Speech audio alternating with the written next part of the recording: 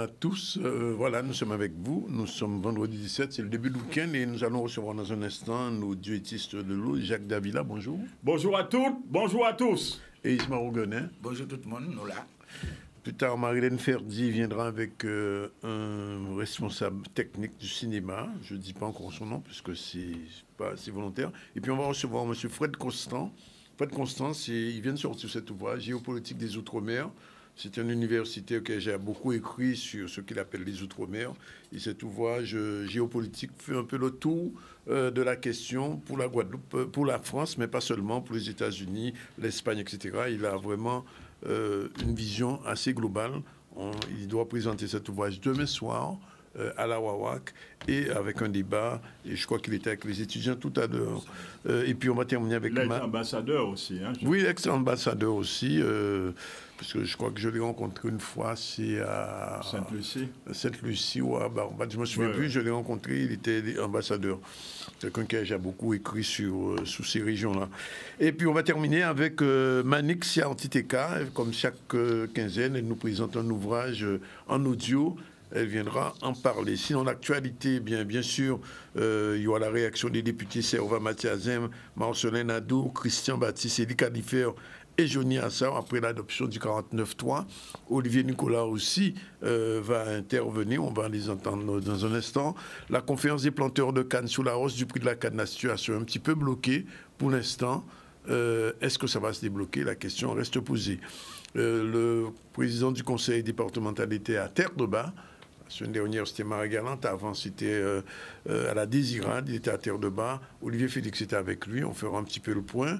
Repas solidaire à Saint-Vincent-de-Paul en collaboration avec le lycée hôtelier. Voilà ce qui fait l'actualité. Deux petits mots très rapidement sur une manifestation qui est prévue à Basse-Terre aujourd'hui, puisque, vous le savez, le 14 novembre dernier, Omotunde disparaissait et les Bastériens n'ont pas eu l'occasion de le célébrer. Et donc, c'est ce soir, à partir de 17h à l'Archipel, dans les jardins de l'Archipel, qu'un groupe de Guadeloupéens qui ont été très proches de Omotunde, Niusere Kalala Omotunde, comme on l'appelait, qui sera honoré ce soir dans les jardins de l'archipel à partir de 17h. Et donc, si vous êtes bastérien, vous êtes dans le coin, profitez pour un hommage à cet homme qui est parti un peu trop vite, semble-t-il, et dans des conditions qui n'ont toujours pas été élucidées. Voilà ce qu'on pouvait dire. Et donc, je rappelle donc le hommage ce soir à 17h. Dans le jardin de l'archipel. Bien, on va commencer tout de suite avec les problématiques de l'eau, puisque visiblement, les choses ne s'améliorent pas, messieurs. Ah non, pas du tout, pas du tout. Ce n'est pas parce que le ministre Carinco, qui semble-t-il serait prochainement chez nous... La semaine prochaine. Ah oui, a affirmé à l'Assemblée nationale que depuis que l'État s'occupe de l'eau, tout marche très bien, alors que mon ami Rougenin vous le confirmera, tout comme je n'ai eu cesse de le dire, tout comme lui, et tout comme bien d'autres et tous les usagers mécontents, qu'au contraire, la création du SMGAG que tous nous avons souhaité dans l'espoir que c'était une amélioration qualitative des situations, s'avère être la sommation arithmétique de toutes les négations délétères et chroniques que nous subissons. En effet, il a été ramassé par la députée Panot, et je suis triste de dire cela quand je pense que nous avons 4 parlementaires là-bas, dont c'est la mission de nous représenter. Ils sont nos porte-voix et ils doivent défendre avec opiniâtreté, détermination, les intérêts fondamentaux des usagers de l'eau. Ensuite, nous avons une foultitude de problèmes. Imaginez, mesdames, messieurs, que dans le programme du ministre à ce jour, vendredi 17, aucune association des usagers de l'eau qui se plaignent et qui sont pacifiques, qui sont résilientes, tout le monde se pose des questions, ne sont pas reçus, ne sont pas conviés, ne sont pas invités. Lundi, il y a un rendu de la défenseur des droits qui vient accompagner d'une de nos compatriotes qui fut ministre, qui est son adjointe, Mme Paul Angevin. On vient nous rendre les préconisations de tous les problèmes des usagers en ce qui concerne l'application du droit, car vous n'êtes pas sans ignorer, sans savoir, que la plupart de nos problèmes relèvent de l'incurie, de l'impéritie de ceux qui est en charge des contrôles régaliens, c'est-à-dire des contrôles budgétaires, des contrôles de légalité, des contrôles d'hygiène, de la police de l'eau, etc., etc. Et aujourd'hui, quant à la... N'oublions pas, parce que comme les ordonnateurs historiques, le SIAG, les régies diverses, sont inscrites au registre de commerce, elles relèvent de la répression des fraudes. Tout à fait. Et la répression des fraudes, d'ailleurs, sans compter, tout cela a été confirmé, mesdames, messieurs, chers compatriotes, par la vie définitive de la Cour des comptes concernant chaque régie. Ceci n'a jamais été transmis au parquet comme de droit pour qu'il y ait des poursuites, sans compter l'écocide. Oui, retenez le terme, c'est un écocide, c'est l'assassinat de l'environnement. Mais l'environnement, c'est vous, c'est moi, c'est la biologie, c'est tout, la vie animale, la vie végétale. L'avenir est déjà rendu quasi obsolète. Nous ne pouvons pas continuer à accepter. C'est à se demander, pardonnez mon propos, mais je n'ai pu m'empêcher de dire mes propos n'engageant comme moi, comme d'habitude, que ces gens-là sont venus cacher le foie. Comment pouvez-vous me donner des préconisations sur quelque chose, sur les problèmes que nous ne cessons d'évoquer, alors que nous n'avons jamais été consultés? Cela ne peut pas durer. Dans un autre domaine, il faut savoir que oui, les associations d'usagers, certaines se sont battues pour que les problèmes de l'eau agricole soient résolus, mais il faut que l'opinion sache que le barrage de Dumanoir et le barrage de Moreau sont deux barrages différents, parce que un, Dumanoir, est assujetti dans une zone au-dessus, il y a une plantation qui appartient à la SCEA Dumanoir, qui est un terrain chlordéconé, qui est en zone orange, donc qui reçoit et qui part au déversement compte tenu de la pente naturelle, peut recevoir. Cette eau n'est pas reliée au réseau, elle ne sera pas distribuée. L'autre du manoir qui a un canal de dérivation qui lui est alimenté, les travaux de réfection du 1000 mm ont été faits, Dieu merci, ils nous ont écoutés. Eh bien, celle-ci est analysée et j'ai personnellement demandé, ce que le préfet a accepté, que comme une association de défense contre la chlordécone a demandé publiquement, il faut arrêter les cachotteries, l'omission, la dissimulation, la rétention d'informations. Il faut donner à l'opinion publique l'information. Les analyses et prélèvements ont été faits, sans compter qu'il ne faut pas oublier, je vous le rappelle, que l'exploitant, j'ai vérifié encore avant de venir nous rejoindre, que l'exploitant a effectué les autocontrôles qui sont confirmés par l'ARS. Ceux-ci seront mis à la disposition de l'opinion parce qu'il faut arrêter ces coucou djedje. Nous ne sommes pas un coucou djedje, nous sommes dans un état de transparence et il faut savoir que l'opinion sache que c'est scandaleux ce qui est en train de se passer, alors que bien des élus sont en train de faire ce que j'appelle un porte-manœuvre pour les sénatoriales. Hier, le Sénat, dans une commission spéciale, réunit une commission pour discuter des problèmes qui influent sur le SMGAG avec l'Association nationale des maires de France, l'Association des présidents de conseils régionaux et départementaux, sur l'immixtion de l'État dans la gestion des services publics des collectivités. C'est une atteinte au doigt. Et personne n'en parle. Il y a quelque chose qui ne va pas. Il faut que vous vous ressaisissez, que vous allez regarder qui fait quoi, comment ça se fait, aller dans les associations pour exiger que l'on sache davantage. Oui, alors, moi, on vous a parlé d'un problème qu'on nous soumet moins, M. Calix Osiris, et un projet qui est uni pour aider nous à sortir de la situation la nuit. Là. Alors, mais avant ça, on communique à le SMGAG. Du 14, il a concerné mon petit bout. Tout on sait, Barboto, Bel-Air, des Rosières, on l'a côté. Alors, c'est ça pour regarder, communiquer à le SMGAG, 14 doigts, il a dit que ouais, il a fait des travaux, effectivement, sur la prise en rivière de Averno, etc., et qu'il y a des problèmes, mais on dit 7h à 12h, jeudi de 7h à 12h, etc., ça peut aller plus loin. Mais il n'y a pas qu'à prévoir ce qu'il fait pour comprendre le problème là. Parce que c'est ça. Et si vous voulez, c'est pourquoi nous avons reproché SMGAG problème à règlement de service. Il faut un règlement de service, pour moi, il n'y a pas de obligation réelle. Il met des activités, mais il n'y a pas des obligations. Il n'y a aucune mesure conservatoire, compensatoire, conforme à la loi. Ah non, non. Et en plus, il faut que vous sachiez, mesdames, messieurs, ce sont des maires. Le maire a une obligation, article 173-2 du Code de la sécurité intérieure, de subroger le SMJG alors qu'il est membre de communautés d'agglo qui sont administrateurs de droit, donc eux-mêmes, qui sont administrateurs de droit, de par la loi, du SMJG. Il y a quelque chose qui ne va pas. Absolument. Et à un règlement de service là, obligé de signer compte de la loi. Par exemple, mais loi là, même, il a mettre en place MCJ là, 29 avril 2021, il a dit, yo, concrètement, ça frappe moins qu'il mette en loi là, que là, on voit des problèmes pour Baba Moundo là, il faut syndicat là, organiser pour Baba Moundo. Oui, il faut compenser. On peut mettre ça faire tout d'eau, on peut mettre du wani tout d'eau là pour tel côté, et puis on peut pas dire qui j'en a fait même pas de l'eau. Parce que vous êtes responsable, pourquoi nous avons revenir ça? Parce que, mais Jacques peut dire ça, à partir de communiquer, on communique. Alors, quand il y a un problème sérieux là, parce qu'en cas de problème, alors, quand on dit, on n'a pas ni pont, pas technicien, pas ingénieur, rien, mais son bouc, son ingénieur, Guadeloupéen, il a tout ton CV, vous voyez, ben non. Impressionnant. Impressionnant. Pour ça, j'ai fait un Guadeloupe, etc. Et il y a un comité, il y a un contact, et puis une société immense, Wassolo, etc., LTD, qui j'ai ni débuté aussi, en fait, tout un palmarès, ça, il débuté qu'il a fait. Et ces messieurs, et puis les contacts réunis, ces messieurs font un projet et ils disent qu'il y a une capacité d'investissement de 2 milliards en Guadeloupe pour, de 2 milliards, ça nous brise. Parce qu'ils font étude là, ils ont étudié bien la loi sur l'eau, les marchés, tout ça qu'il y a en France comme loi, et tout étudié dans la Guadeloupe, et ils ont proposé, ils ont dit, mais c'est quoi proposer pour sortir dans cette situation-là.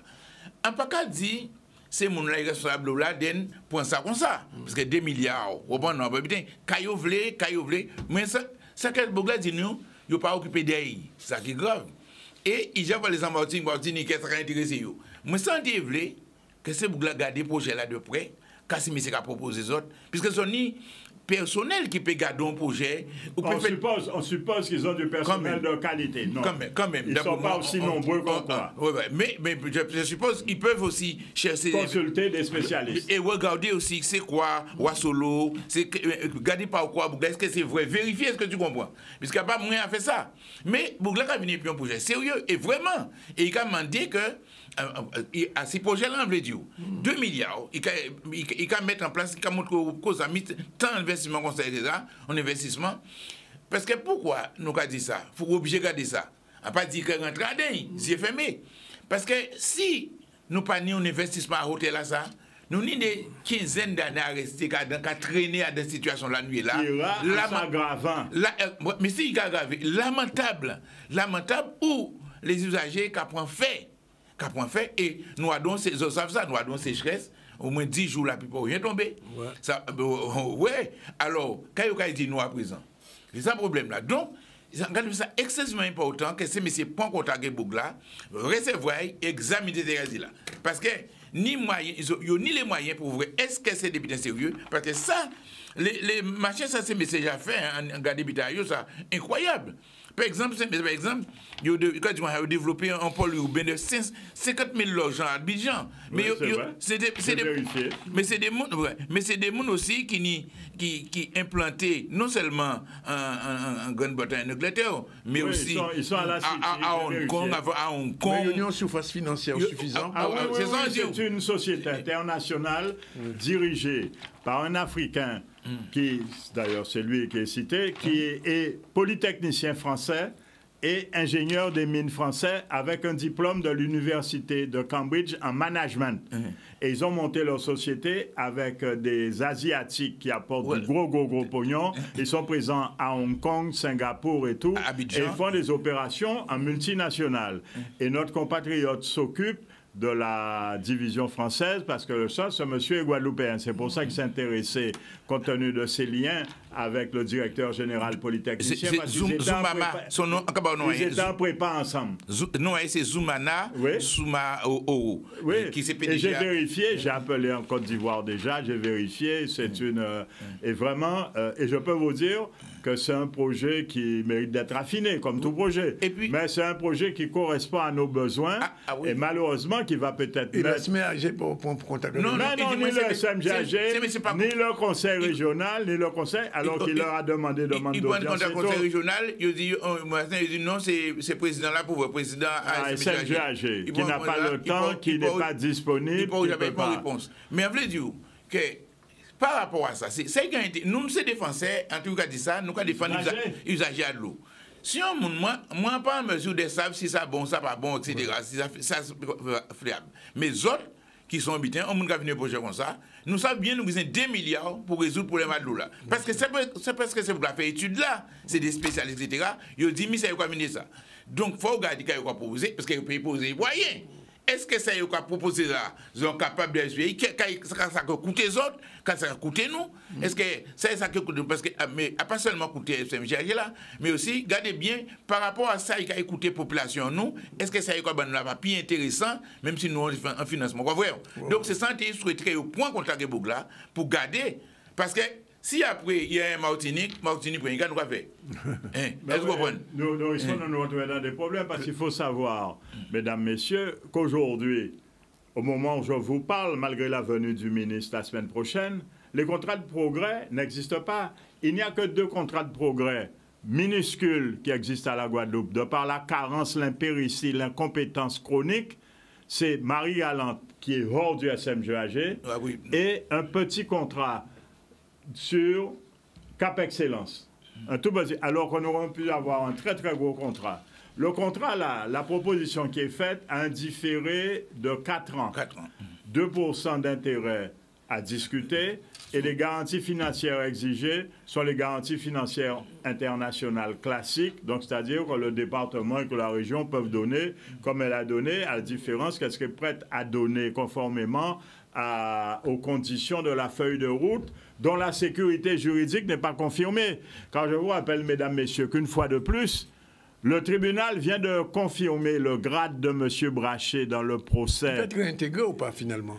Eh bien, il me semble que le président ne veut pas c'est d'une faute. Alors, il faut savoir que dans ce cas-là, le monsieur, s'il n'est pas réintégré conformément à la décision administrative, il y a 1 mois à compter du prononcé, ça veut dire qu'il faut aller au protocole transactionnel. Ça va coûter une fortune aux usagers parce qu'on est obligé de reconstituer sa carrière jusqu'à son jour de départ en retraite avec sans compter tous les dommages, intérêts et les avantages en nature. Mais en plus, le président, parce qu'il subit un préjudice de considération, parce qu'il faut savoir dans cette affaire ubuesque, mesdames, messieurs, que pour pouvoir l'embaucher, il est passé devant une commission coprésidée par le préfet de l'époque et le président du SMGAG.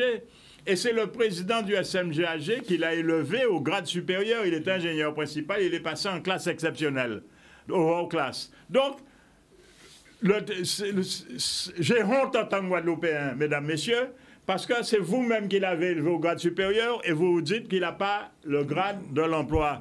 C'est vous qui l'avez élevé. Le tribunal confirme que vous avez pris un arrêté pour le nommer et vous assumez les conséquences. Ça ne fait pas sérieux. Et quand on découvre toujours, par exemple, les problèmes d'eau agricole, mesdames, messieurs, nous trouvons dans une situation où ce sont des collectivités majeures, l'une a financé pour l'autre, et ces gens-là ont couru chez l'État pour dire « Donnez-moi la permission de donner mon eau à mon peuple ». Il y a quelque chose qui ne va pas. C'est indécent, c'est irrespectueux de nous-mêmes. Ça veut dire que nous n'avons pas d'estime pour nous-mêmes. Nous n'avons pas considération de ce que nous sommes, de ce que nous représentons. Une fois de plus, nous pouvons arriver aux conclusions réelles, aux solutions adéquates à nos problèmes, mais nous demandons à l'autre de le mettre en application pour nous. C'est indigne, ça. Un pays qui ne peut pas offrir à ses enfants les armes de l'espérance est un pays et une population condamnée. Alors, en tout cas, dit que, concernant le Brachet, qui c'est quand même... Machin, quand ça tout à fait bizarre, parce qu'en perçu, il n'y a pas un problème de compétence de machin, sinon que compétence, c'est... Brachet dit, nous, là, nous comptons pas, parce que Jacques est là, il dit, nous, lui, 11 centimes pays sorti dans ce syndicat-là, s'il n'y a pas de justification. Or, laissez-moi ces météo là, il faut aller en sens à ça, il voulait. C'est la corruption. Alors, on a fini ce là, document là. Alors, on a dit, sans qu'on dit la région syndicale là, organiser parce que nous, les agents, pour un contrat, on a un projet à 2 milliards. Alors, quand on a dit, on pas dit qu'on connaît le projet là, on a dit tout ça, on est tout bien là, dans mesure. Mais ça, on a dit, c'est que étudier, coûter beaucoup là, etc., garder faisabilité là, parce que tu as un vrai, par exemple, tout un bilan là, et puis il y a un vrai arrangement et commission 2%. Bon. Oui, le taux d'intérêt. Non, il y a le taux d'intérêt de 2% sur 20 ans, mais il y a en commission arrangement, par exemple, ça veut dire Mais ça inversé en un seul coup. Oui, 2% à 2 milliards, ça fait 40 millions, en vrai dire. Donc, il faut garder l'habitat, est-ce que vous comprenez? C'est ça. Mais pas faire comme tu dirais. Ça pourrait exister. Parce qu'après, qui m'a dit, parce que, en parlant avec qui, Jean nous organisant l'eau là, nous avons sorti à l'habitat là, ça. Mais les gens qui ont souffert, en vrai dire. Et syndicat là, ça, syndicat là, fait ça grave. Syndicat, voyons l'aide bon monde. Ou quand voyons contestation, il a demandé une mesure de saisie de force, comprenons, pas au comptable là, alors qu'on conteste l'aide là. Plein de monde qui a fait courrier, il n'y a pas qu'à répondre à courrier là. Il n'y a pas dire répondre à 25%, pour moi, 25%, c'est ce monde n'a pas connaître là. Mais les gens qui ont fait courrier, il n'y a pas de réponse. Ou quand fait un courrier, ou quand contester en créance, qui n'est pas bon, qui est mal formé, si vous n'avez pas qu'à répondre, vous pouvez voyer, oui, c'est vous voyer, est-ce qu'on regarde ça sérieux ça? Et c'est conseil, vous pouvez penser, prendre l'argent, si vous Guadeloupéen, pour faire un faute, accumuler ensemble pour résoudre les problèmes. Mais pas si morceau.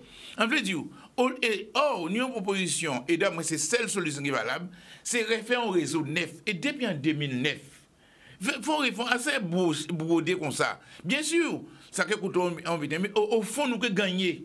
Sur le fond, sur le long terme, on va gagner et la population va gagner. Oui, je rejoins mon ami Ismar, il faut refaire. Mais il ne faut pas confondre, mesdames, messieurs, le problème de la facturation antérieure des anciennes régies, ce que j'appelle les ordonnateurs historiques, qu'il faut régler, parce que là, c'est un problème de malhonnêteté. Monsieur Legal, Jean-Yves, le nouvel directeur régional est arrivé, je ne sais pas comment il va faire. Si les gens croient qu'il s'appelle Potter, moi je vous dis qu'il s'appelle Legal. Il n'a pas de baguette magique pour résoudre le problème de l'inconséquence des habitudes et pratiques devenues us et coutumes, parce qu'il faut savoir, je ne cesse de vous le dire, il y a un agent comptable émetteur qui est responsable du contrôle de légalité et un agent comptable recettier.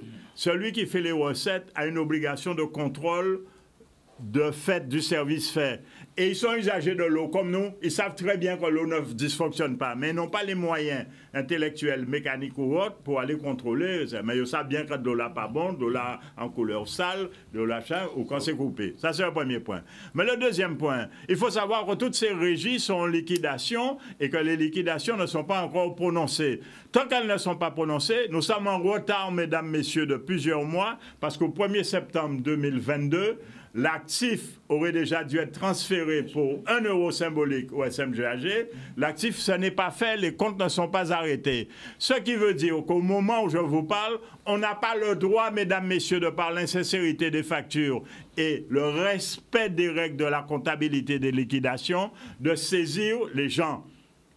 Et dessus vient se greffer aussi maintenant la nouvelle facturation émise par le SMGAG, où l'on reproduit les mêmes errements, les mêmes erreurs, parce qu'il n'y avait pas de compatibilité des logiciels, et ce sont les mêmes personnes qui sont là, ayant changé d'employeur, c'est tout. Donc il y a quelque chose qui ne va pas. Il faut que nous gardions, c'est pour ça que je dis, il faut avoir une relation apaisée, parce que les chiffres exigent de la clarté et de la compétence, et du sang-froid, sans passion, sans émotion. Dernier mot. Moi, je dis que moi, en cas trouvé que la situation là noire dans la sont suffisamment grave et nous gardons période de sécheresse. Quand il est là, d'après moi, il faut nous organiser nous pour la sécheresse. Parce que longtemps, ça n'a pas été fait que tenir la vie comme ça, mais il faut nous savoir que nous, le paquet de l'eau qui a tombé, la pluie qui a tombé, il faut nous savoir aussi accumuler de l'eau pour nous servir pays. On peut pas prendre pour boire, mais on peut prendre pour d'autres usages, et notamment, par exemple, pour les usages ménagers à terre, nettoyer. On avait justement dit que, enfin, au temps de ça, Trois-Rivières, on a le problème de l'eau, et que les tours d'eau, ça a recommencé. Oui, mais ils s'approfondissent. Sans compter les mesures restrictives. Mais il faut savoir qu'il y a une anomalie dont personne ne parle. C'est que vous savez, mesdames, messieurs, que l'on arrose les bananeraies avec de l'eau potable gratuitement au prix pour certains et d'autres ne payent que le prix de l'eau agricole. C'est interdit de par la loi. Cela, on remplit des piscines dans les zones du croissant chlordéconé avec de l'eau potable, alors que nous manquons d'eau potable en grande terre. Mais même dans la région de Bastia, Rivière des Pères, il n'y a pas d'eau en ce moment depuis une semaine. Et nous avons dit tout d'eau pas exister dans l'eau potable. Et Jacques Técadion Bitin, il a fait de l'eau agricole là, de l'eau que l'a pas traitée. Il y a dans elle est juste filtrée. Mais il y a dans zone à chlordécone là. Oui, le croissant des pesticides. Bien. Merci, messieurs. Rapidement, Jordan, on revient sur la réaction des députés Servat et compagnie suite à l'utilisation prochaine du 49.3 par le gouvernement français, notamment par Madame Elisabeth Borne. Il y a une motion de censure qui a été déposée, mais enfin, je pense que même deux motions de censure, mais probablement le gouvernement arrivera à traverser, puisque une partie de la droite n'a pas décidé de voter cette motion de censure. On attendra lundi pour savoir si Elisabeth Borne pourra ou non continuer à gouverner. En tout cas, ça qui est difficile pour eux. Après, on regarde les réactions. La tension était à son maximum hier pour le vote de la réforme des retraites à l'Assemblée nationale. C'est en définitive l'article 49.3 qui a été utilisé pour faire passer le texte. Rappelons que cet article 49.3 de la Constitution française est une procédure parlementaire permettant au gouvernement d'adopter un texte de loi sans vote préalable de l'Assemblée nationale. Cette procédure est souvent utilisée pour faire adopter des textes controversés ou difficiles à faire passer en raison de l'opposition des parlementaires. Outre-mer News était sur place à l'Assemblée nationale. Réaction virulente de plusieurs députés des Outre-mer. Eh bien, c'est un mépris de la démocratie. Ce sont des mauvais joueurs, ce sont des mauvais perdants, ce sont des mauvais coucheurs. Ils ont refusé d'aller au vote. Ils ont méprisé le Parlement. Ils ont méprisé les députés qui sont élus du peuple, qui ont une légitimité populaire. Aujourd'hui, nous avons affaire à un gouvernement de personnes qui sont nommées. Nous avons affaire à des personnes qui méprisent la démocratie sociale. Il y a une majorité de Français dans la rue, dans l'opinion publique, et maintenant à l'Assemblée nationale pour dire non. Eh bien, vous savez ce qu'on va faire maintenant? Nous avons déjà déposé une motion de rejet de ce texte. Eh bien, nous allons, et je vais plaider pour cela au sein du groupe Liberté Indépendante Outre-mer Territoire Lyot, pour que nous déposions une motion de censure, qu'elle soit transpartisane, portée par le groupe Lyot, pour que le vote qu'ils ne voulaient pas subir aujourd'hui, qu'ils le subissent dans quelques jours, pour qu'ils entendent. Écoutez, on a essayé de l'entendre. Vous avez vu l'ambiance qu'il y avait à l'Assemblée à ce moment-là, où la représentation populaire s'est sentie encore une fois bafouée. Écoutez, là, c'est un sentiment, on va dire que c'est un scandale démocratique, parce que là, ce n'est plus l'utilisation de l'arsenal législatif, mais c'est une propension condamnable du gouvernement à brimer la représentation parlementaire, à faire en sorte que le Parlement ne s'exprime jamais. Nous sommes au 11e 49.3. Et pire encore, cela veut dire que c'est un échec patent pour le gouvernement, qui non seulement n'entend pas la volonté populaire, 70% de la population refuse ce projet-là, mais il y a une belle unité des syndicats, bafoués, rejetés. La représentation populaire ne permet pas au gouvernement d'avoir une majorité, même dans ses propres rangs. Donc la logique, quand on obéit à la démocratie, c'est de retirer ce projet-là. Que fait le gouvernement? Il préfère encore une fois, pour la 11e fois, utiliser un 49.3 et brimer la parole du peuple portée par les députés. Mais c'est un véritable fiasco, bien évidemment. C'est un constat d'échec. C'est un aveu de faiblesse de Macron et de son gouvernement. Mais surtout, c'est un mépris. Parce qu'il est 15 heures, dans la représentation nationale, le gouvernement n'est pas présent. Et donc, quelle estime que ce gouvernement a pour la représentation nationale? Je rappelle qu'il n'y a eu que seul vote, c'est au Sénat, mais au sein de l'Assemblée nationale, il n'y a pas eu de vote, alors que nous représentons le peuple. Nous avons été élus par le peuple, et c'est l'attente du peuple. Et qu'est-ce qu'il dit le peuple? À 70% contre cette réforme. Et dit-on même que 90% de ceux qui sont actifs, qui travaillent, sont contre cette réforme. Eh bien, le gouvernement et Macron n'ont pas entendu le peuple. Une dernière réaction, celle d'Olivier Nicolas, le premier secrétaire du Parti socialiste guadeloupéen, ce matin s'exprimait à Bastéron. Regarde. La décision du gouvernement de passer par le 49.3 pour faire passer la mauvaise réforme des retraites, c'est un naufrage démocratique que nous dénonçons. Parce que ce gouvernement, ce président de la République sont aujourd'hui minoritaires à l'Assemblée, sont minoritaires dans le pays, ils ont face à eux une majorité très large de Français qui sont contre cette réforme. Et donc, il passe en force, il fait une preuve de mépris, et ce n'est pas la première fois, de brutalité, et nous ne pouvons pas cautionner cela. Nous, les socialistes, nos parlementaires, Victorin Lurel, Victoire Jasmin, Elie Kalifer, Christian Baptiste, se sont battus contre cette réforme. Ils ont fait face à toutes sortes de mensonges, d'utilisation d'articles l'article de la Constitution ou de règlement des assemblées pour empêcher l'opposition de s'exprimer. Et aujourd'hui, on laisse simplement la population, le mouvement social réagir par rapport à ça. C'est irresponsable.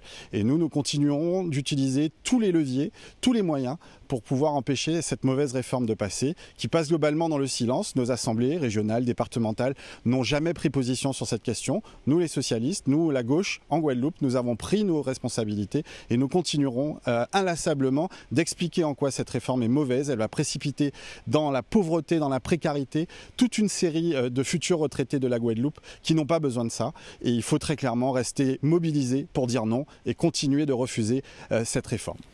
Voilà, on prend la première point, on se retrouve tout à l'heure avec Madame Marilène Ferdi, puisqu'elle va recevoir un chef machiniste de cinéma, ce sera la chronique ICC News, à tout de suite. Voilà, il est exactement 13h et déjà 10 minutes, Marilène Ferdi est là, bonjour. Bonjour. Et avec son invité, on ne va pas le présenter tout de suite, on reviendra tout à l'heure, on sait que c'est quelqu'un qui est dans le cinéma. Pour l'heure, on revient à l'actualité, conférence des planteurs de canne sous la hausse du prix de la canne, c'est parti, Michel Depape. Normalement, la campagne sucrière 2023 aurait dû déjà commencer. Il s'avère que les campagnes sucrières sont formatées par des conventions.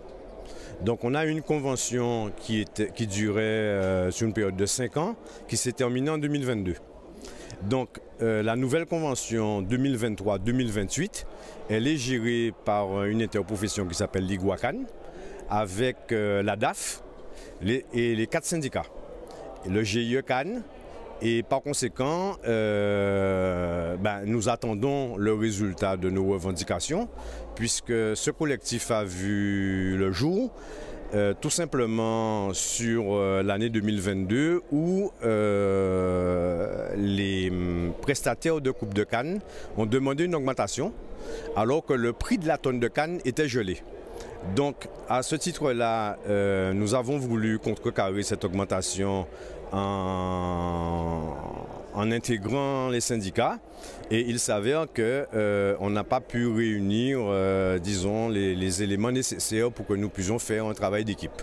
Nous travaillons tout en l'année et vivre pour nous vivre avec nous, ne peut pas vivre avec nous. Ça malheureux a dit, nous travaillons, regardez nous gens qui moi nous en mars, yo pour petit nous, kayo ka fait avec nous. Ni pour les démarrer, ni pour un con qui gelé des années et années. Et tout bitin qui a augmenté, sauf nous, tant nous pas augmenté. J'ai vu qu'il démarrait là, nous là, c'est pour y a les intrants qui ont augmenté, qui doublé. Et à partir de ça, nous ne pouvons pas faire face par rapport à ça. Donc c'est pour ça que nous avons lutter pour nous voir si on a augmenté pour y a ton canna et pour pouvoir nous en revenir à partir de ça. Un train, c'est herbicide et engrais. Par exemple, dans un hectare canne, on met 800 kg engrais. Eh bien, 800 kg engrais, c'est 32 sacs engrais. À l'époque, avant, nous avons acheté 700 €. Là, nous avons acheté 1600 €. Ça veut dire que le prix a augmenté et doublé plus.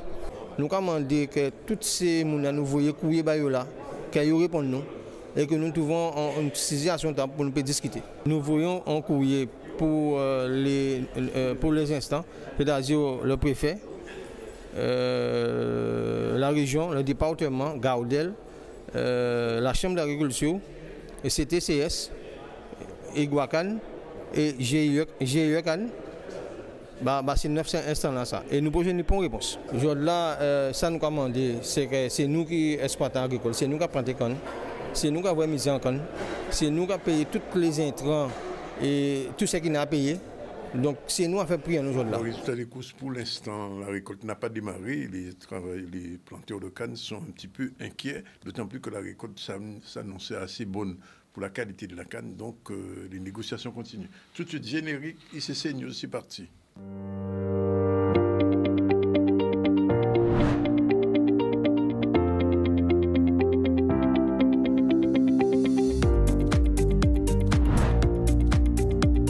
La chronique culture et cinéma news, c'est tous les vendredis à 13h dans le ZCL.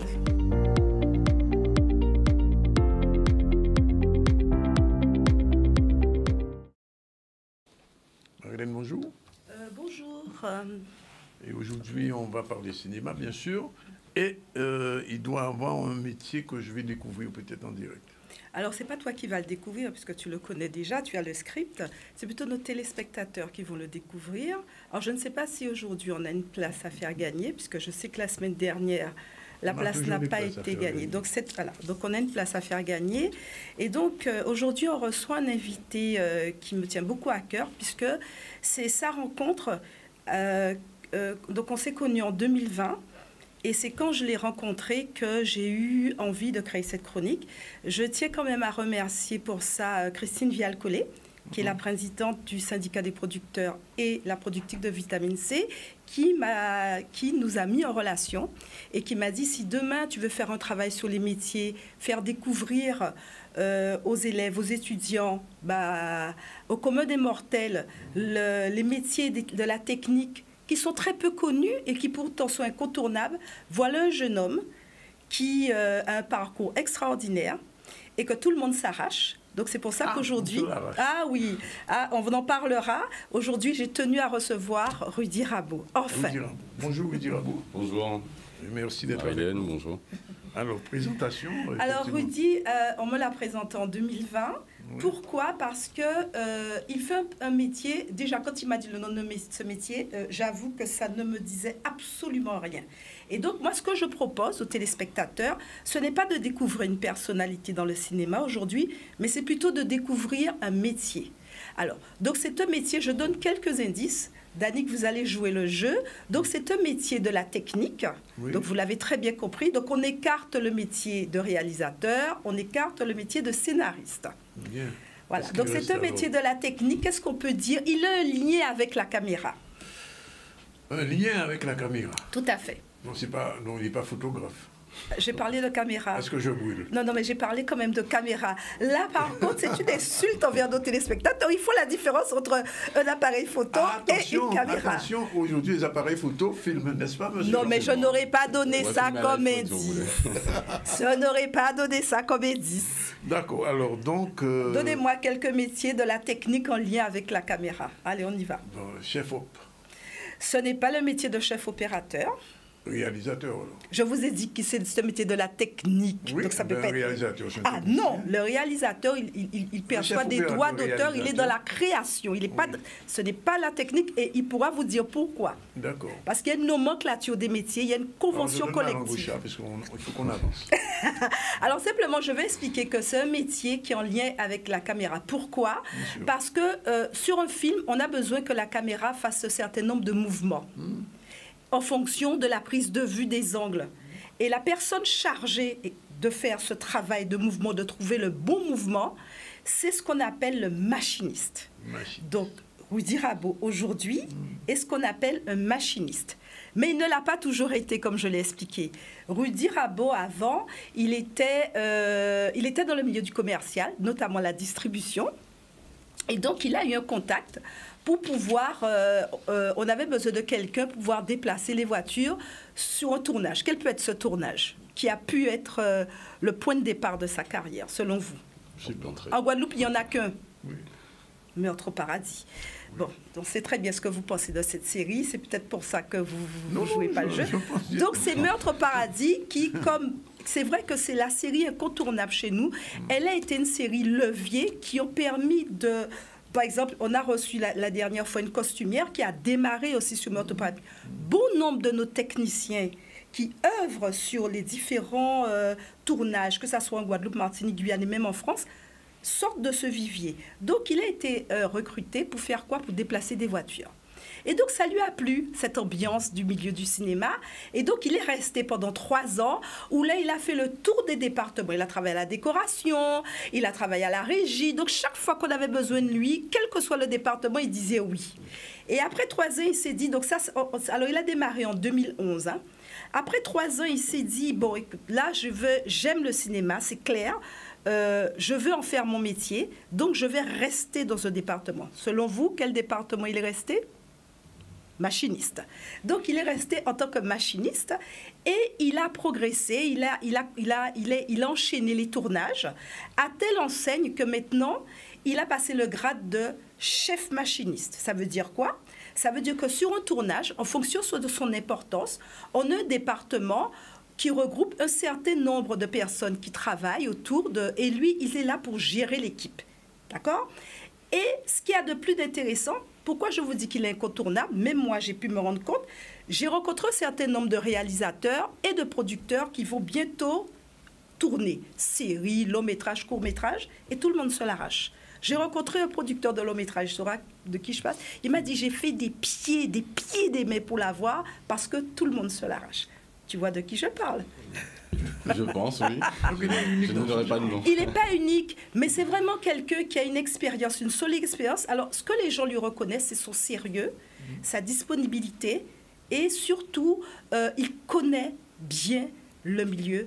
Il a déjà travaillé sous tout type de tournage, donc il a une carte de visite vraiment, comment on peut dire ça? Il n'y en a pas deux qui en ont une comme ça ici, n'est-ce pas? Pour le moment. J'espère qu'il y en aura d'autres. Alors, qu'est-ce que vous pouvez ajouter à tout ce qu'elle vient de dire? Ah bah ça, c'est assez complet quand même, hein, donc je ne sais plus trop quoi dire du coup. Vous pouvez nous expliquer déjà ce que c'est exactement que le métier de machiniste? Le métier de machiniste, c'est déjà la sécurité du plateau et tout ce qui est mouvement caméra, déplacement de caméra, voilà, sous toute forme, c'est-à-dire pied caméra, grue, chariot, travelling, ça peut être des accroches voitures, voilà. Donc tout ce qui concerne la caméra, le machiniste en général, il est dans l'affaire, on va dire, entre guillemets. Voilà. Alors, est-ce que vous avez d'autres questions? Parce que moi, j'en ai... Non, mais alors, quels sont les outils que vous utilisez quand vous êtes chef machiniste? Alors, on a beaucoup d'outils. En fait, ça dépend du tournage, ça dépend des besoins. C'est pour ça qu'avant un tournage, on fait ce qu'on appelle une journée de repérage. Oui. Voilà, en fonction du scénario, en fonction de tout ça, à ce moment-là, on définit quel type de matériaux doivent être mis en place pour pouvoir mettre en image. Même les lumières, par exemple, c'est vous qui... tout ce qui est accroche-lumière, on fait tout ce qui est accroche-lumière, la sécurisation de la lumière. Après, le reste, on laisse les électros s'en occuper. Ah, quand même, oui. Et c'est un métier fatigant? C'est un métier physique, mais bon, c'est physique, oui, mais c'est un métier passionnant. C'est bien pour ça que je continue dans ce domaine. Et j'espère continuer à évoluer et à faire le tour du monde parce que c'est un métier qui me permet de travailler aussi sur Paris, on peut travailler un peu partout, donc voilà, on a quand même des avantages de travailler dans ce domaine. Aujourd'hui international. Exactement. Espérons, pourquoi pas. Oui. Moi, la question que j'ai à me poser, c'est qu'elle s'adresse bien sûr à tous ceux et celles qui vous entendent et qui se disent, tiens, pourquoi pas, s'il y a quelqu'un qui est intéressé, quelles sont les compétences qui sont nécessaires si on veut postuler? Est-ce que déjà il y a une formation? On est obligé d'avoir une formation? Comment on veut, si on veut se lancer, on se dit, moi j'aime les voitures, moi j'aimerais bien devenir machiniste? En vrai, il faut avoir l'envie, déjà tout simplement. Formation de machiniste, il n'en existait pas avant. Maintenant, oui, depuis quelques temps. Donc je sais qu'il y a une formation à TSF maintenant qui se fait sur quelques mois. Après, à l'époque, ça se faisait surtout via des stages, etc. Voilà, c'est vraiment un métier où on est beaucoup autodidacte, où il faut avoir beaucoup de logique, et voilà. Donc voilà, il faut avoir l'envie et se lancer tout simplement. Alors moi, il y a quelque chose qui m'interpelle, c'est que comment ça se passe? Quel est le processus? Parce que vous avez parlé de scénario. C'est-à-dire, en tant que chef machiniste, vous aussi, vous partez du scénario pour essayer de voir, identifier les besoins, savoir comment il faut s'adapter? Ah oui, bien sûr. Bien sûr. Oui. En fonction de ce qu'on veut mettre en image, on sait que voilà, le plan il va être fait de telle ou telle façon et par rapport à ça, il faut tel ou tel type de matériel. Donc oui, effectivement, on se calque sur le scénario pour pouvoir faire tout ce qu'il y a autour. Alors moi, tout à l'heure, vous avez utilisé le mot travelling. Est-ce que vous pouvez... Alors moi, je sais que j'ai vu un chariot travelling chez les BTS audiovisuels. Et qui était posé sur des rails. Oui, alors, voilà. Est-ce que c'est ça? Votre travail va consister en quoi, par exemple, pour ça? À mettre le rail en place, à faire un niveau au niveau du rail pour que l'image elle soit droite, effectivement, que le téléspectateur ne voit pas l'image de travers, etc.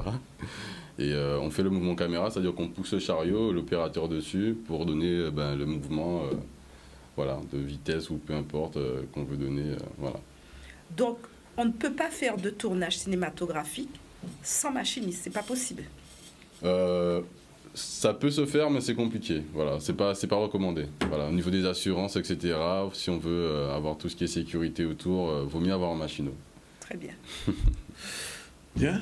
Juste une petite dernière question. Vous êtes chef machiniste, ça veut dire qu'il y a des machinistes et des chefs machinistes. Oui, bon, ça veut dire que... C'est deux niveaux. Voilà, bon, j'ai commencé machiniste, hein, Ouais. donc j'ai eu des chefs qui m'ont permis de connaître le métier, etc. Et maintenant, j'ai eu la chance de travailler avec France Obda, par exemple, des lois prod, qui m'a fait confiance. Et donc depuis, oui, j'aspire à être chef machinot et à continuer à évoluer. Votre prochain tournage? Alors, le prochain tournage, ça sera Le Fantôme des Saintes, normalement.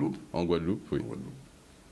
Qui est prévu très prochainement. Alors, si on peut revenir sur quelques images pour que les téléspectateurs puissent visualiser à travers les commentaires qui ont été faits le métier de machiniste, ça va être une bonne chose. Alors ça représente quoi exactement, cette image? En fait, ça, c'est une image qui ne représente pas vraiment le machiniste, malheureusement, parce que bon, ça serait plutôt le steadicammer, l'opérateur steadicammer. Donc là, bon, je sécurise le steadicam, l'appareil en question, pour ne pas qu'il tombe, etc. Et là?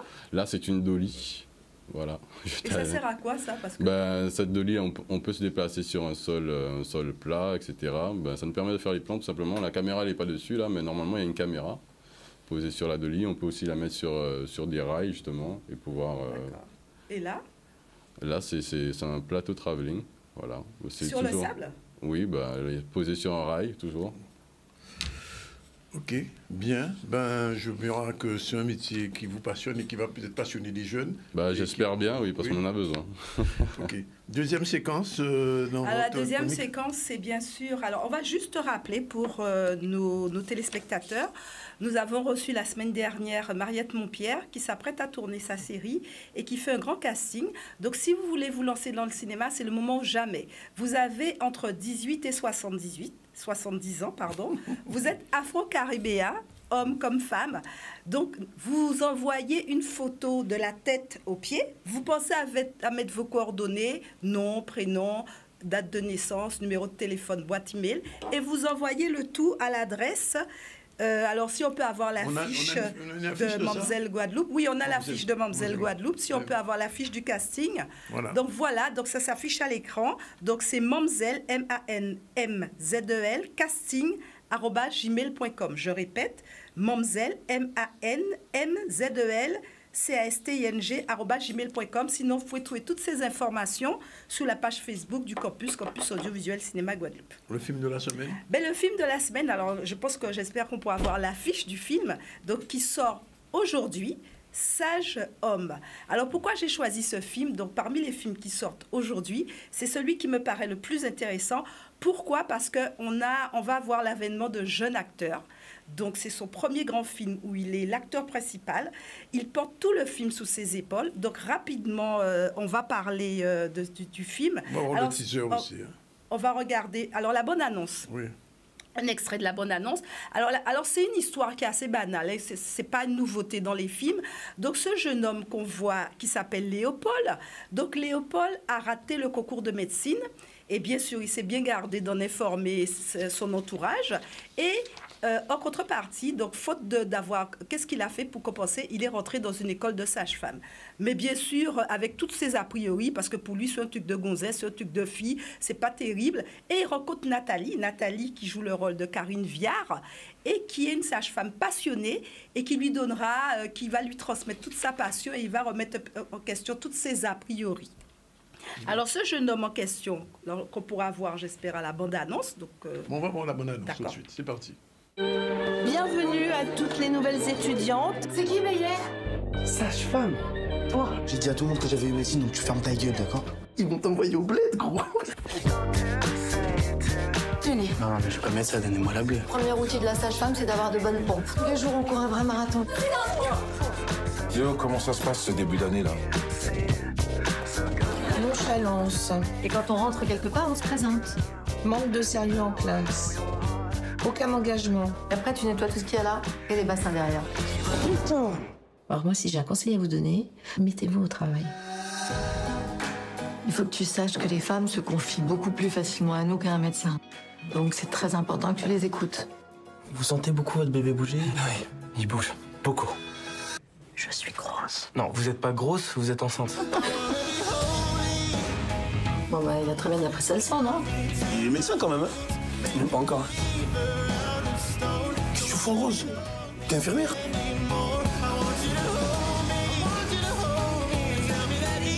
Tu vois la question que tu posais l'autre jour, si tu devais être médecin ou sage-femme. C'est ton engagement qui compte, qui fera de toi l'homme que tu as envie d'être. C'est à toi de pousser ton cri.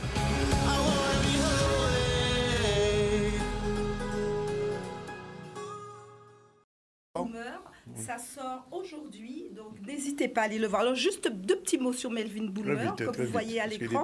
Donc il faut savoir qu'il a été repéré où? Eh bien, sur Instagram. Bon, et c'est lui qui jouait Joe Star dans le film sur Joe Star qui a eu lieu. Voilà. Ah, le film de Joe Star. Et qui est sorti. On verra bientôt. Voilà.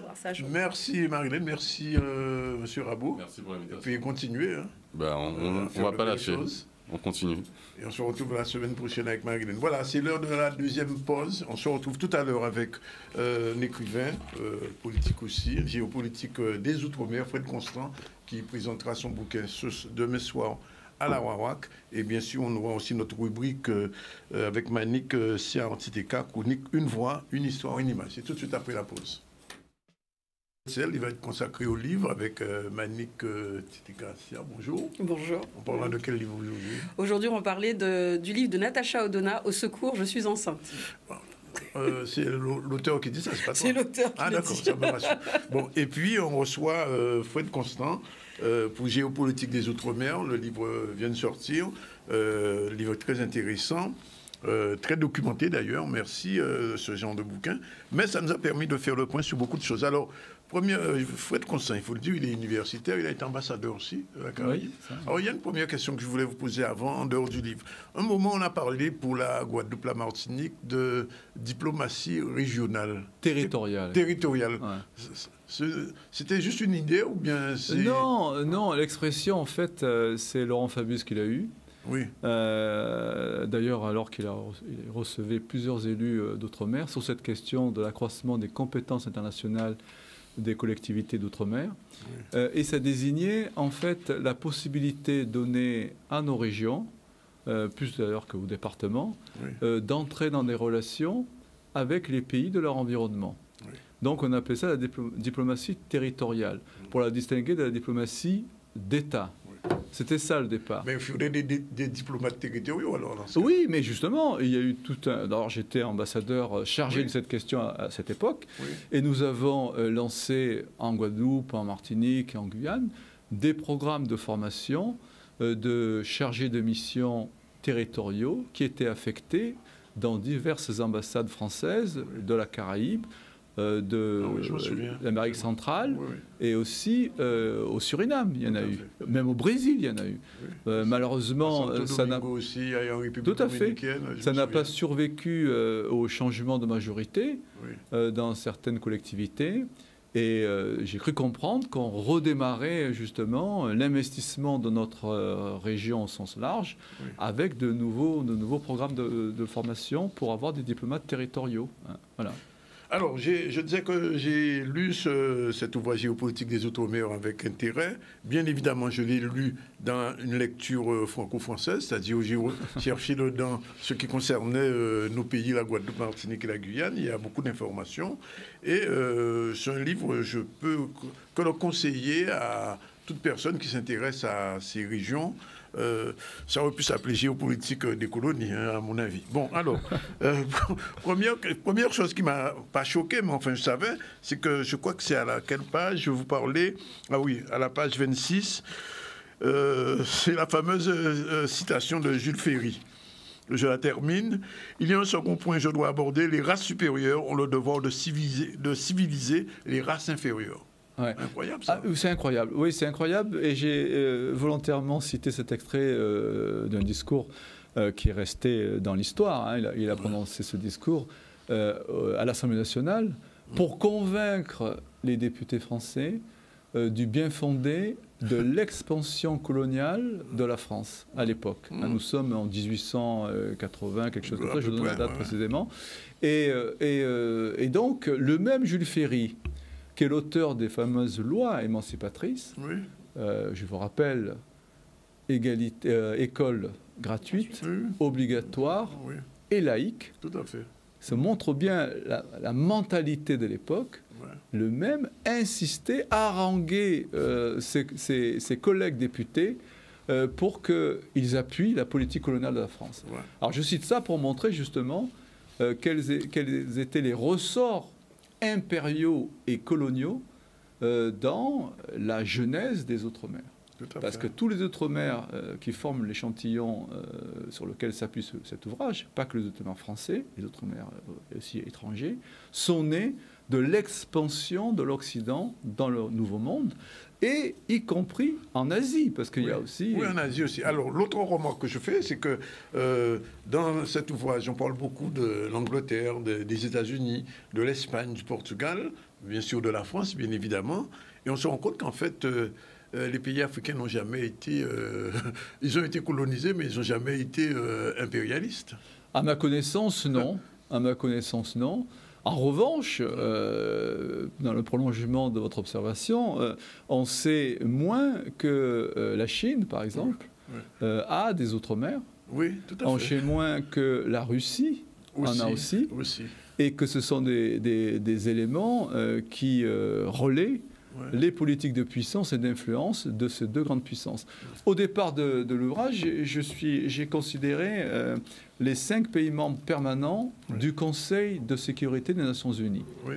Et c'est frappant de voir que parmi les 5 pays les plus puissants au monde, hein, je les rappelle, la France, les États-Unis, le Royaume-Uni, la Chine et la Russie, ces 5 pays disposent tous d'outre-mer aux 4 coins du monde. Oui. Enfin, alors, bon, c'est pour l'humour. La Guadeloupe a failli avoir une outre-mer avec Aves. Oui, bon. Effectivement, on peut le prendre de cet angle-là. Mais alors, moi, je dirais plutôt qu'il y a des phénomènes de double ou triple insularité qui... Historiquement, je ne sais pas si c'est encore vécu comme ça, mais à l'époque, je sais que les rapports entre la Guadeloupe dite continentale et Saint-Barthélemy... Ce qu'on appelle les dépendances. Saint-Martin, j'ai pas osé le terme qui est trop... Ah oui, c'est plus politiquement correct. Et la Désira, tout ça, était vécu sous ce mode-là. Hein, comme quoi on peut reconstruire des relations de domination à une autre échelle. Hein, voilà. Bon. Alors, Aves a été finalement donné au Venezuela. Ah, tout à fait. Ça a été réglé. Ça a été réglé. Et il n'y a pas de contentieux à ma connaissance. Non, il n'y a pas de contentieux. La Dominique a un petit peu voulu aussi. Oui, mais alors que pour rester dans la région, vous avez un contentieux qui est toujours... les gens ne sont pas forcément au courant. Mais l'île de Navas, qui est une île qui se trouve au nord de l'arc des Petites Antilles, elle est revendiquée par Haïti. Oui. Elle est revendiquée par les États-Unis. Aussi. Et la constitution haïtienne mentionne, stipule Navas dans le territoire national haïtien. Tout à fait. Et les États-Unis ne lâchent pas. On pourrait dire, mais une grande puissance comme les États-Unis, qu'est-ce qu'ils doivent faire d'un petit pays qui est inhabité, hein, c'est, je crois, 5 ou 6 km². Et pourtant, les États-Unis tiennent à avoir une main sur cet îlot parce qu'il est situé dans son flanc sud, pour ainsi dire. Donc, alors, puisqu'on parle des États-Unis, il faut faire un petit focus sur Porto Rico, qui a un statut un petit peu particulier, qui ne fait pas partie des 51 États des États-Unis. Et pourquoi je vous dis ça, c'est parce que j'ai suivi un petit peu de près, parce que j'ai quelques amis là-bas. Après le dernier cyclone, c'est Irma, Porto Rico a été complètement dévasté. Et Trump, pour lui, c'était rien. Voilà, c'est un épisode que je relate dans l'ouvrage, effectivement.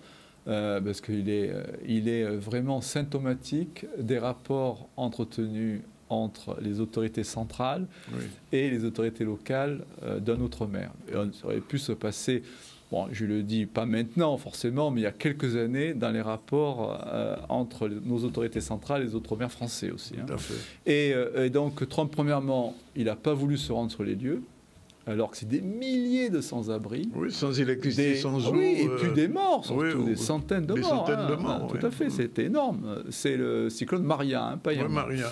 Et donc, ça se passe en 2017, hein, c'est tout récent. Donc, bon, son cabinet a insisté, il a fait des déplacements, et au lieu même de feindre la compassion, il a fait des sorties qui étaient toutes orientées dans le sens, mais de quoi vous vous plaignez ? Tout fonctionne ici, les agences fédérales font un travail formidable, etc. À tel point que même le gouverneur, qui était à cette époque gouverneur du Parti républicain, a pris fait et cause contre le président Trump, hein, ce qui n'a pas arrangé ses affaires. Mais enfin, il a eu ce courage-là. Non, c'est symptomatique. Alors, autre remarque, depuis quelque temps, moins un an, je crois, nous avons une conseillère régionale qui est chargée, qui est présidente de l'Office de la biodiversité française. Absolument. Madame Sylvie Gustave Duflo. Or, je l'apprends, enfin bon, on le lit dans votre ouvrage, 80% de la biodiversité française, elle est dans ces régions. Tout à fait. Ouais. Alors, ce qui est remarquable, c'est que ça a été présenté comme si c'était en quelque sorte une concession ou une faveur qu'on faisait aux Outre-mer que d'implanter le siège d'une agence à vocation nationale dans l'un de ces territoires. En réalité, c'est la transcription avec retard d'une réalité que personne ne peut contester. 80%, hein, je reprends le pourcentage que vous avez opportunément rappelé, de notre diversité nationale française, c'est les Outre-mer qui l'apportent. Et tous les classements que nous avons, par exemple, au niveau de l'Union européenne, le plus grand parc naturel, c'est celui de la Guyane. C'est celui de la Guyane, oui. Hein, plus de 45 000 km², c'est énorme. Ouais. La Guyane participe aussi, avec, puisque c'est partie de la forêt de l'Amazonie, du poumon vert de la planète. Oui, tout à fait. Hein, de même, permettez-moi une excursion hors de notre champ, notre Mare Nostrum, hors de la Caraïbe, avec le Groenland. Le Groenland, donc, dans le Grand Nord, c'est le climatiseur de la planète entière. C'est un outre-mer du Danemark, qui est le plus grand des outre-mer au monde, avec 2 millions de kilomètres carrés, qui compte 55 000 habitants. C'est une population inuite. Hein, et c'est un territoire très important pour le Danemark, mais aussi pour l'humanité tout entière. Ouais, tout à fait. Alors, petite remarque aussi sur la zone économique exclusive, qui rend la France parmi les nations les plus puissantes à ce niveau-là. Tout à fait. La France dispose de la deuxième zone économique exclusive au monde. Une zone qui s'étend sur 11 millions de kilomètres carrés. Et 97% de cette zone lui est apportée par ses outre-mer, par ses 12 outre-mer. La Polynésie française, à elle seule, lui apporte 4,5 millions de kilomètres carrés. Donc vous voyez un petit peu... et c'est ce qui m'a conduit à écrire. Bon, ça fait longtemps que j'avais à l'esprit, mais vu mes fonctions antérieures, je ne trouvais pas le temps. Mais étant revenu dans le giron universitaire, je me dis il faut absolument écrire ça parce que j'étais toute ma carrière professionnelle vraiment témoin du contraste entre, il faut dire les choses ouvertement, le peu de considération, ou on va dire le peu d'informations que les élites nationales ont en général sur les Outre-mer, alors que ces Outre-mer occupent une place essentielle dans ce qu'est la France aujourd'hui, dans sa politique d'influence, dans sa politique de puissance et dans la manière dont elle est regardée par les autres États.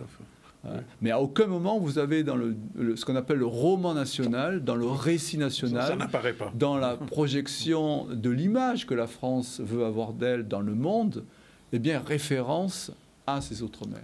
Donc je pense que ce livre, il rend justice à cette réalité. Tout à fait. Alors deux petites remarques avant de terminer. Je voulais quand même vous nous expliquer un peu, parce que j'ai lu ça dans le bouquin, qui est un renforcement militaire à la Nouvelle-Calédonie et à la Réunion en 2024. Qu'est-ce qui se passe? Ça, c'est lié à ce qu'on appelle, dans le jargon, mais je vais expliquer, le basculement stratégique de l'épicentre mondial vers le Indo-Pacifique. Alors, traduit, ça veut dire que actuellement, enfin depuis une dizaine d'années, mais les choses se précisent de plus en plus, la confrontation stratégique oppose non plus les États-Unis à la Russie ou à l'URSS. Oui, la guerre froide est terminée. Voilà, la guerre froide est terminée. Oui, non, mais c'est la guerre froide que nous avons connue, elle est terminée. Elle est chaude maintenant. Oui. Non, mais la guerre que nous avons à nos portes, c'est autre chose. Mais la confrontation stratégique, c'est celle qui oppose et qui a déjà commencé, même si elle est, entre guillemets, par des moyens détournés, les États-Unis à la Chine populaire. Le paradoxe de cette situation, c'est que les États-Unis ont aidé la Chine populaire à émerger pour contenir l'expansion de l'URSS. Ça se passe à la fin de la guerre froide, sous l'impulsion de Kissinger et de Richard Nixon.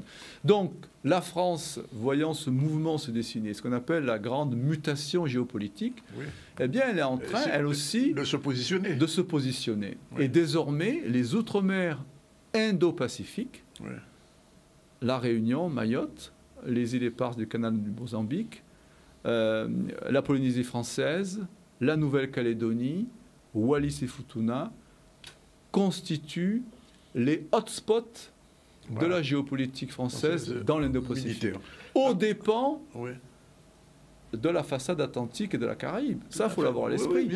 C'est pour ça qu'il faut que nos élus soient vigilants pour soulever, mobiliser d'autres leviers afin que nous puissions ne pas tout doucement sortir du radar des autorités nationales. Alors, on va terminer là-dessus. Enfin, l'avant-dernière question. Enfin, c'est même pas une question. Saint-Barthélemy a été vendu finalement. Oui, alors Saint-Barthélemy est passé à... C'était d'abord le roi de Suède qui était propriétaire. Après un cyclone qui a été vraiment dévastateur et les plantations n'étaient plus productives, il a dit, bon, moi, ça ne m'intéresse plus. Et donc, il a vendu à la France. La France, à un moment donné, l'a recédé. Et puis après, c'est retourné dans le giron français. C'est pour ça que vous avez, par exemple, Gustavia. Je ne sais pas si ça continue, mais à une époque, il y avait des échanges encore entre certaines villes suédoises et Saint-Barthélemy. Dans les noms des gens, on retrouve ça. Alors, présentation demain soir, 18h, c'est ça? 18h30. 18h30 à l'hôtel Arawak.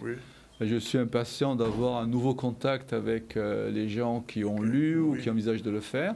Parce que finalement, un livre est toujours écrit pour le lectorat. Donc, et c'est la meilleure partie, puisque bon, là, on ne peut plus rien faire. Le livre est fait, il a sa propre vie. Mais c'est bien parfois pour apporter des ajustements à ce qu'on a pu écrire, à la manière dont ça a été compris, et puis prolonger tout cela dans le débat public. Parce que ce livre-là, c'est une contribution au débat public de nos Outre-mer. Et je le recommande à tous les gens qui nous regardent et ceux qui ne l'ont pas, mais dépêchez-vous de l'avoir et venez demain soir. On passe à notre deuxième séquence littéraire, cette fois-ci générique, c'est avec Manick, c'est parti.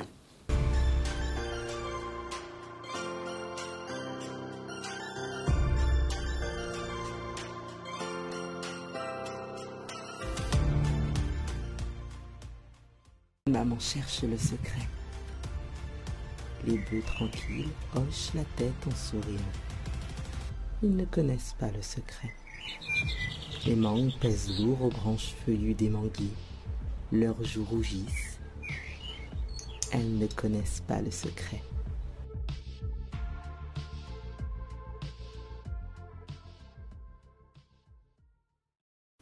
Alors, c'est vrai qu'on peut lire un livre, mais aussi on peut l'écouter.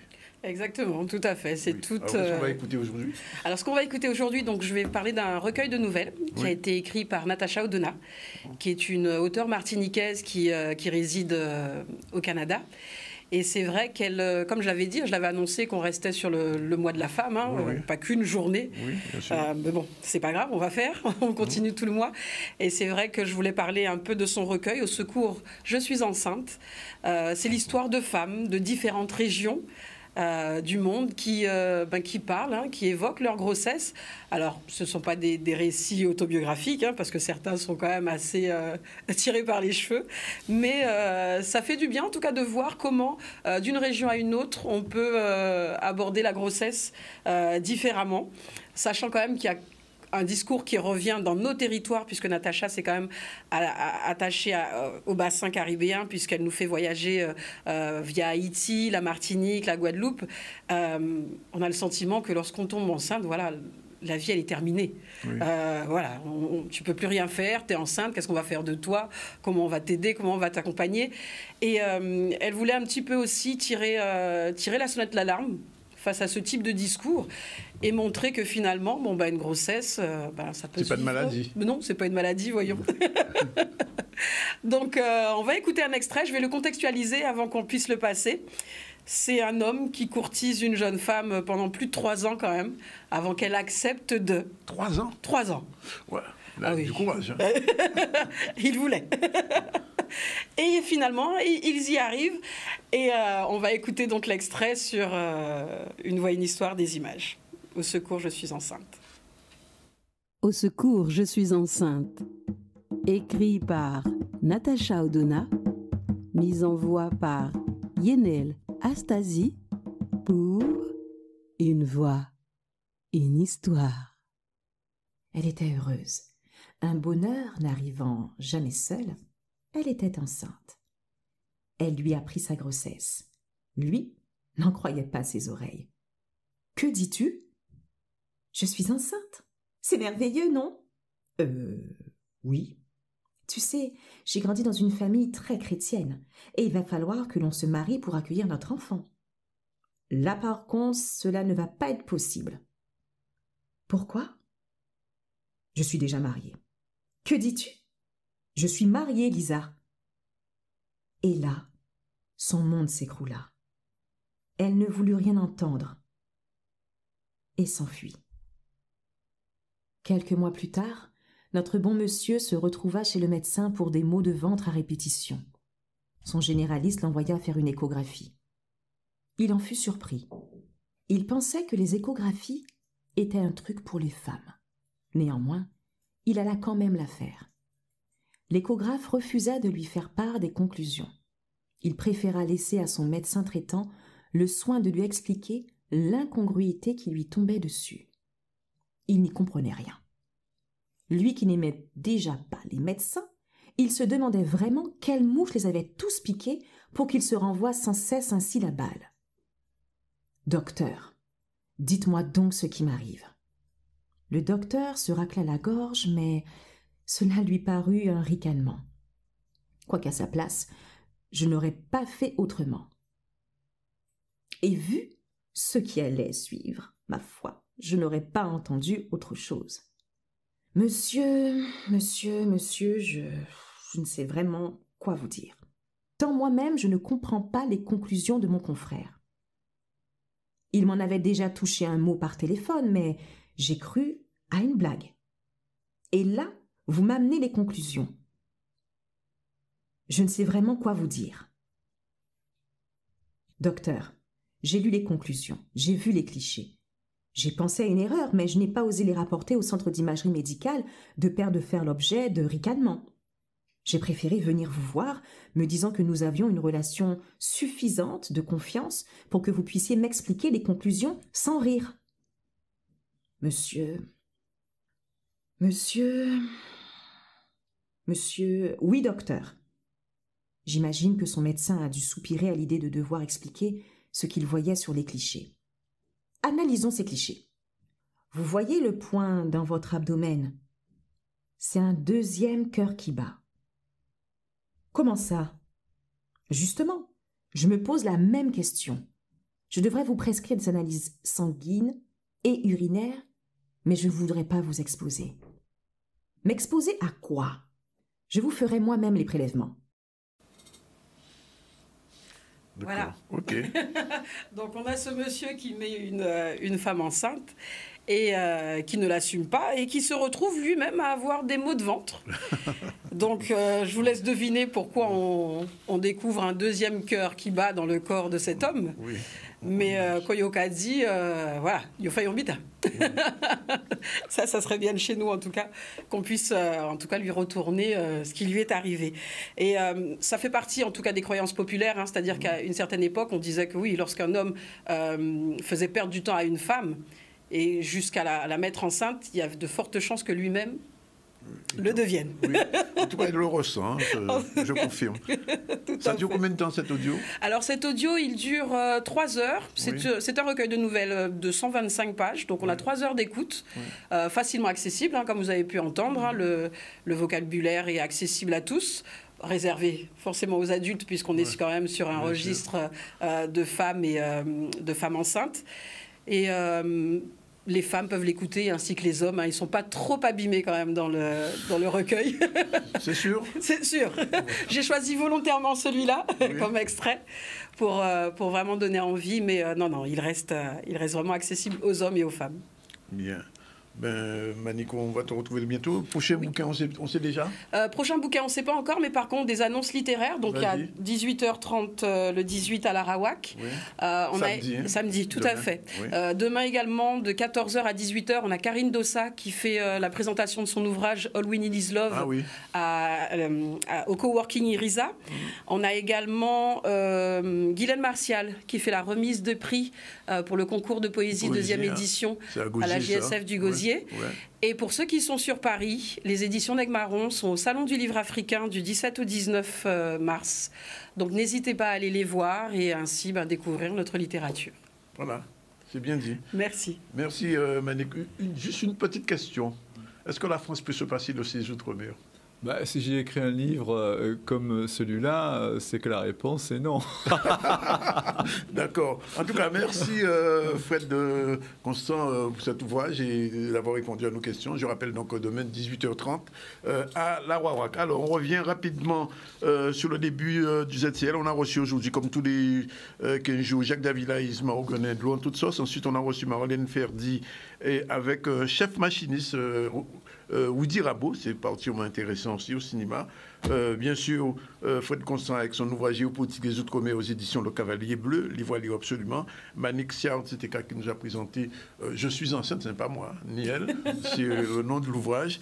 Et du point de vue de l'actualité, on a fait un point, bien sûr, sur la réaction des députés Serva, Mathiazin, Marcelin Nadeau, Christian Baptiste, Elie Kalifer et Diony Assar après l'adoption du 49.3. On a entendu aussi Olivier Nicolas, le premier secrétaire du PS, de la Fédération PS en Guadeloupe, qui a fait aussi son intervention. Nous sommes allés sur la conférence des planteurs de canne parce que la situation est particulièrement compliquée en ce moment pour les planteurs de canne. La canne est de bonne qualité, la récolte s'annonce bien, sauf que la question des prix n'est toujours pas réglée. Est-ce qu'on a le temps d'aller à Terre de Bas?